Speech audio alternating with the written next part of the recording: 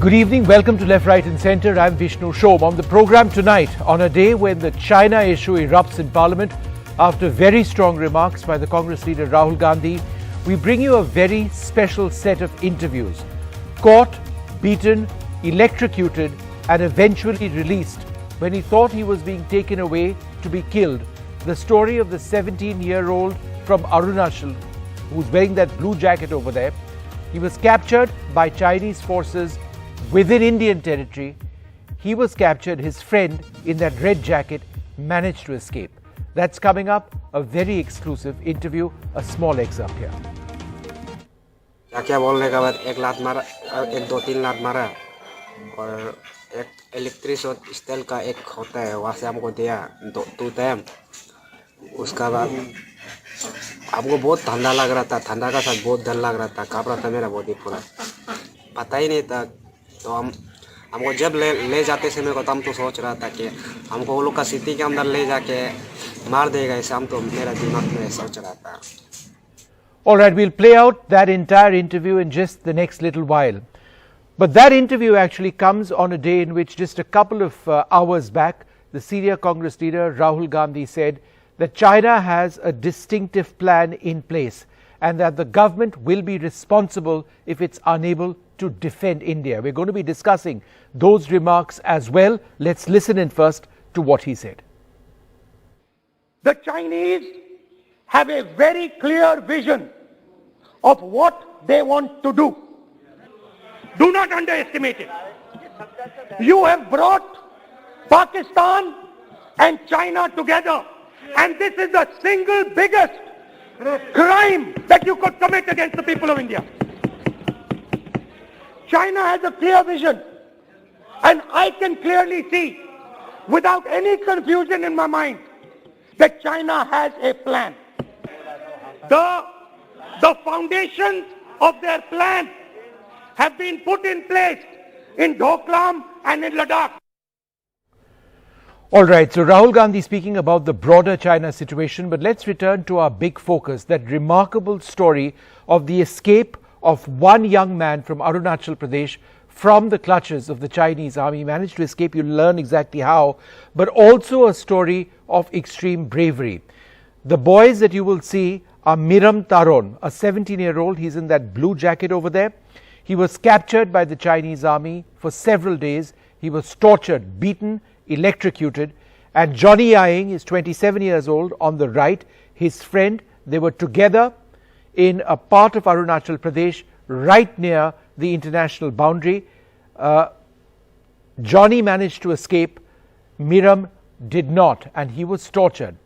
I began this interview earlier today by asking Miram what exactly happened. हमको जोनी और हम दोनों शिकार करने गया था, तो जोनी का पास तो गन था, मेरा पास तो बंदूक नहीं था, तो इसके लिए हम दोनों को घेर रहा था। तो जोनी जो अपना बंदूक दिखा के वो निकल गया, मेरा पास तो गन ही नहीं था, तो हमको घेर ले वो लोग। घेरने के बाद पकड़ के बांधा, उसके बाद थोड़ा 2 मिनट ऐसे अंदर ले गया पेड़। उसके बाद उसमें वो क्या बांधने के बाद हमको मास्क बंद करके ले गया, अंदर में ले जाके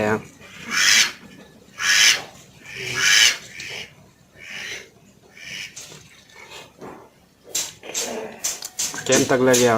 कैंप तक जाने के लिए शायद मेरे ख्याल से 15 मिनट ऐसा कुछ लगा। तो कैंप में ले जाने के बाद हमको एक लकड़ी में एक पोस्ट था शायद वो लोग का घर खंडर पे, तो उसमें हमको बांध के रखा। बांधने के बाद हमको कुछ बात कर रहा था, वो हमको समझ में नहीं आया। वो लोग कौन सा लैंग्वेज, वो लोग का चाइनीज़ लैंग्वेज ही था, हमको समझ में नहीं आ रहा था। हम तो ऐसे ही बैठ रहा था चुपचाप, डर लग के रो भी नहीं पा रहा था, डर का मारे पूरा काँप रहा था बॉडी में। तो हम बात करने क्या बोलने के बाद एक लात मारा, एक दो तीन लात मारा और एक इलेक्ट्रिक स्टाइल का एक होता है वहाँ से हमको दिया टू टाइम। उसका बाद हमको बहुत ठंडा लग रहा था, ठंडा का साथ बहुत डर लग रहा था, काँप रहा था मेरा बॉडी पूरा। तो मेरा बुका वाला स्लीपिंग बैग और ब्लेजर से हमको पोल करके मेरा ऊपर डाला. Well, I asked Johnny, who is there in that red jacket, how he escaped. Here's what he said. मैं अपना बंदूक दिखा के भाग गया. हमको भी घेर लिया था. मैंने बंदूक उनका तरफ तान के भाग के निकला. And the big question in this area, which is very close to a place called Tuting and Bissing actually, why have they gone? That's a question which I try to get an answer to. हम लोग अपना festival के लिए वहाँ शिमला की तरफ शिकार करने गया था. उस समय वहाँ चलते चलते शाम हो गया था. शाम का 6:30 बजे करीब हम लोग को चाइनीज़ का पीएलए ने घेर लिया था.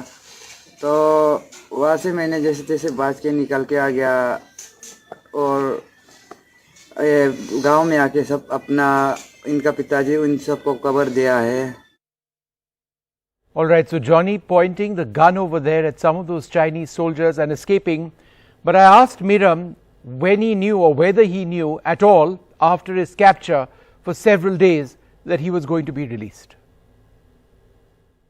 हमको तो कुछ पता ही नहीं था. हमको इंडिया वापस चढ़ने जा रहा है और इंडिया वाले ऐसे डिमांड कुछ कर रहे हैं वापस छोड़ो ऐसा, तो हमको कुछ पता ही नहीं था. तो हमको जब ले जाते समय को तो हम तो सोच रहा था कि हमको वो लोग का सिटी के अंदर ले जाके मार देगा. ऐसे हम तो मेरा दिमाग में सोच रहा था. Well, joining us now, Ninong Ering. He's a senior Congress leader, former MP as well. Thank you, sir, very much for being with us. My first question to you, Mr. Ering, is this. These boys were captured. One of them was captured, one escaped from within Indian territory. Is that right? Yes. And this sir, is in Bissing. To the best of your knowledge, how far inside? Was it no man's land as is being reported, or was it a few kilometers inside? There is, we have a lot of area, right from Limking, Taksing or Bumla or in Kibito. So we have guarded points where the ITBP are there. Just in the western part of Bissing. Bissing is a place which is unguarded. It is a small village. That's the last village. Yes. Just across that is Sirang. Sirang is in China. So on the western side is Norboling, and it is also known as Galing. So Bissing is in the eastern part, left bank of the river Siang. It is just the point where the Sangpur enters into Arunachal Pradesh or in India as Siang. So it is the last point. This is, you must have heard the story about a few years back where the Chinese had incursed into India. They had constructed roads on that. And of course, we had made a hue and cry. And children also of Tuting area, they went to the point where that road was being constructed and they were chased back. The Chinese were chased back. So this is that point. It is how many kilometers inside India is it, sir? Yes, yes. It is because that road also, that construction that was taking place was inside India. How many kilometers? Do we have an idea, sir? Yes, it is a no man's land. But I couldn't figure out, of course, the children must have gone hunting because usually here in Arunachal, hunting is not so prohibited. Of course. We have provisions in certain areas. Yes. But because it's a customary thing. So the bottom line, sir, is that these Chinese soldiers abducted these boys from territory that we consider our own, right? Very much, very much. It's so a no man's land. It's not as if these children by mistake went to the other side. No. We always have these cases. Like in the last time we had that in Upper Subansiri, Asapilla area. Then yes, of course. I mean the entire issue of the Chinese villages and things like that. But I'm just trying to understand, sir. In a situation like this, this one boy was abducted for days. The Chinese never bothered to inform us. We reached out to them. What does that actually indicate? Because now we are learning that Miram was actually electrocuted as well as torture. And he was slapped around and beaten up. And when he was being released, he thought they were taking to shoot him, to kill him, right? So they tortured a 17-year-old child. The Chinese will never understand. As you must know, that even the Tiananmen Square, where 3,000 Chinese were just crushed by tanks, they have that kind of mentality. This border area, actually it is Tibet. It is, we had never relations with China. So this Tibet area is now being, they have already taken a policy where the Han Chinese of the Xinjiang province, like you must have also seen a few months back, I had objected and complained that a dam was going to be constructed. Yes. And also a super fast train from Lhasa to Ningxi. Xinjiang. That's also in the Xinjiang province, Yingxi. So here you can see that the whole area around Arunachal boundary is being now, infrastructure has been developed, more guns are being sent there, army is being sent there. Now, of course, India also has, it's not that 1962. No, we've improved our infrastructure a great deal. We have our infrastructures. They are pushing, India makes no claim of pushing into Chinese territory. That's not our intention at all. We only defend what we believe is ours, whereas they are pushing into our territory. And in this case, in an area they dispute, they pick up a 17-year-old child and end up torturing him. And the other boy, Johnny, escaped because he pointed his gun, managed to get away from them. He was very lucky. He was very lucky, in fact. But I will just give you an incident of another case in Xiaomi, where the parents, the family members, they have now asked me to at least, so through your channel, I would just like to mention, of course, our Honorable Minister, Law and Justice, Sri Kiran Rijiju, already has a knowledge about it. This is about a Xiaomi district in Monigong, where a man named Tapor Pulom and his friend Taka Yorchi had gone. When, so sir? that man was abducted in September 2015. His whereabouts are not known. But as they have discussed, because we have these bokars, Pai Libos, and the language, it is similar. So now this boy, Miram Taran also, when he was being questioned, it is said that a Bokar man had asked him, because the lingo across the border is nearly the same. Only those guys, they speak Chinese and we speak Hindi. So that's the only difference there is. So here also, I would like to, through your channel, that this person is still missing since the last 7 years. Of course, our government did not follow up that action. The army did not follow up the action. So that man is still there. We know he is alive. The family members, the children, they are saying that he should be called back. But we have tried a lot, and but no search teams had gone. But there has been no report of his whereabouts. So if a team could take it up, the man is still there, Mr. Toko Yorchi. He says that the Chinese had abducted him, and if you want a statement, he's ready to give that statement for Tapor Pulom. That is in Xiaomi district. Xiaomi is also a district where the Chinese have built a second enclave. It's a story which we did. Yes. About 6 kilometers inside Indian territory. In 2019, it wasn't there. In 2020, it was constructed. Almost like the second Chinese village which we'd identified in on NDTV through satellite pictures. So that is your channel had given that. I think from the US Pentagon it had come. Yeah. The Pentagon one confirmed the first Chinese village. The point is that it's a recurring issue all along the frontier in that area, the international boundary, which we consider to be our border. I just want to go across to Major General Sanjay Meston, who joins us, as well as Dr. Brahma Chelani.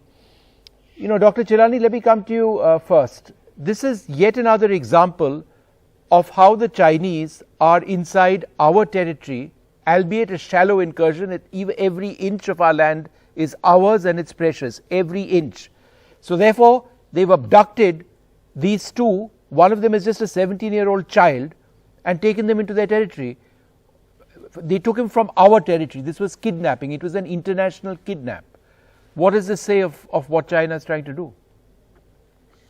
Well, the border region between Arunachal Pradesh and Tibet is one of the world's most heavily militarized frontier regions. So it's puzzling that Chinese troops can repeatedly intrude and then return with the captured youth, or as happened earlier, with 5 captured youths. And such intrusions and kidnappings lend credence to the complaints of the local people over the years that China has been taking over their grazing lands, meter by meter, mile by mile, through such bulletless aggression. That is, without firing a shot, the Chinese have been incrementally changing the facts on the ground. Vishnu, you have in recent months repeatedly brought out, through your good reporting, how China is building militarized border villages and settlements, and thereby incrementally changing the status quo on the ground along the Arunachal Pradesh-Tibet border. The intrusions and kidnappings that we're talking about are part of the same pattern. Yeah. And another thing that we have to keep in mind is that China is becoming increasingly aggressive, and it's willing to take major risks in pursuit of its expansionism.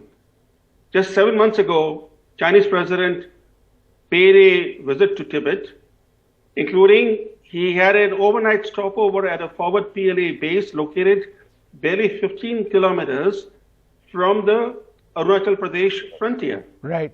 And during that visit, he called for strengthening war preparations. Yeah. So we are seeing a pattern. In fact, of the airport he landed in, Mainling International Airport, was less than 15 kilometers from the international boundary as we recognize it. He went further inland, but it's no, exactly, and therefore it remains a huge problem. General Meston, let me ask you this, sir. What exactly is the larger Chinese intention in Arunachal Pradesh? We know that they are pushing into our territory. That's a fact. It's indisputed at this stage. It's internationally recognized.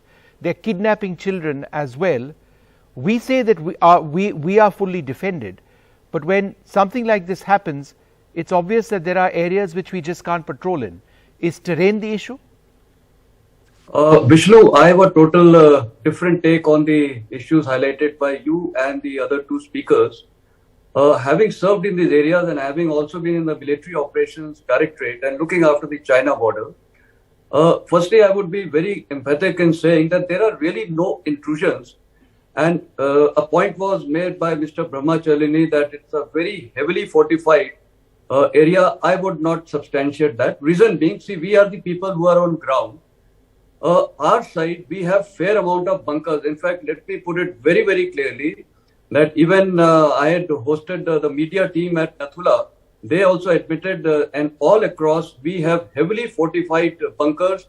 On the Chinese side, it is only roads and infrastructure. I have really not seen bunkers in maybe in the last. But then why do these abductions happen, sir? How are villages allowed to come up? Yeah, absolutely right. You are asking a very clear-cut question. Why do the abductions happen? Now, firstly, I would say that let's be very clear, between India and China, there are perceptional differences on the LAC, and we call them areas of dispute and areas of difference. Now, these are mutually recognized by both the sides, and both the sides patrol the respective areas. Beyond this, neither of the sides will ever intrude into any other's territory. These are laid down systems and protocol. So, I would say that... no, but General, respectfully, sir, isn't that a problem? In area, I'm fully aware of the fact that there are areas where the Chinese have had a historic presence. But in the past, the Chinese would patrol these areas, whereas now they're building up infrastructure, and not small infrastructure, massive infrastructure. In other words, changing the facts on the ground. This is the violation of Article 7 of the 2015 agreement between India and China, which says you cannot change the facts on the ground by creating settlements. Okay, I would again highlight, Vishnu, that both the areas, the areas of dispute and differences, both sides, including Indian Army, we also patrol these areas which are disputed and this thing. So to say that only they are doing and they are coming, I would totally disagree, because we have been sending, and having been the DDG MOA, I was myself, planning all these things. So we are sending our people. So that is point one. Point two is that's a fair point. Yes, sir. Yeah. Now coming on to these, so-called abductions. Now see the area over there, as it is, I mentioned previously in your same channel, that the perceptual differences are there. Even the areas are not demarcated. The line of actual control is not demarcated. It's very, very difficult. There are thick jungles, extremely thick jungles, the Seong and Siang rivers, etc., what he has highlighted is absolutely, it's very, very thick vegetation. Now what happens? The youth, by nature, some of them are graziers, or some of them, as pointed out, they would have gone for hunting, etc. So sometimes they may cross over the area which they are also not very clear, because no one knows. No, but really. sir, in this particular case, they didn't. That is the contention. It's been mentioned by Mr. Mr. Ering. He's a responsible MLA and former MP. It's been mentioned by Tapir Gao of the BJP, who's also an MP, that these boys were within Indian territory in an area the Chinese dispute. With due respect to the MLA, and I appreciate his viewpoint. Only point is that, the areas, again, it's a very, very thick jungles. Really, at times, people do not know the actual alignment over there, because sometimes see, this is what I had highlighted, that I think that both the governments need to sit down, and it has to be China and India should resolve the border disputes. Otherwise, this. Okay, General, I just want to get Brahma Chelani's response to that. The point being that, it's not demarcated, therefore it's confusing. Is that good enough, sir?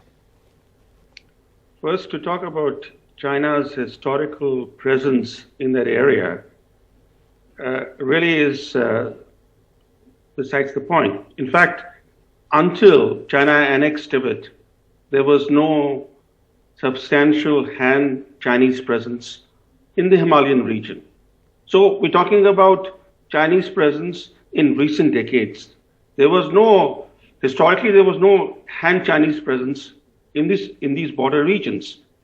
Second, we have to accept the fact that there are some territorial openings that China is exploiting. India has to plug all territorial openings and signal to China that the days of an open door policy are over. And the best border defense is one in which local civilians are involved with security forces. Sure. Now the Chinese are pursuing a strategy known as civilian military fusion. And we should also emulate their strategy, their example, and to foil the Chinese strategy of incremental territorial aggrandizement, India must raise local scout forces that are modeled on the Ladakh scouts but are independent of the army. Right. And such sons of the soil forces will serve as the best defense in peacetime, because they will have important stake in border defenses because they're local people. All right. Well, this remains a huge issue. Now this child was tortured, given electric shocks by the Chinese in an area which is our territory. Yes, the General has explained that it's confusing very much, but that's not really a solution to any of this. Lots of questions and comments which have actually come in on coup. I'm just going to go through a few of them. The government must take strong steps against Pakistan and China, or else they will pose a threat to India's existence. Dhruv writes, India's gamble on China has failed in Ladakh. Well, we were talking largely about Arunachal Pradesh, but the Ladakh situation is also a matter of huge concern. We'll take a short break. More coming up.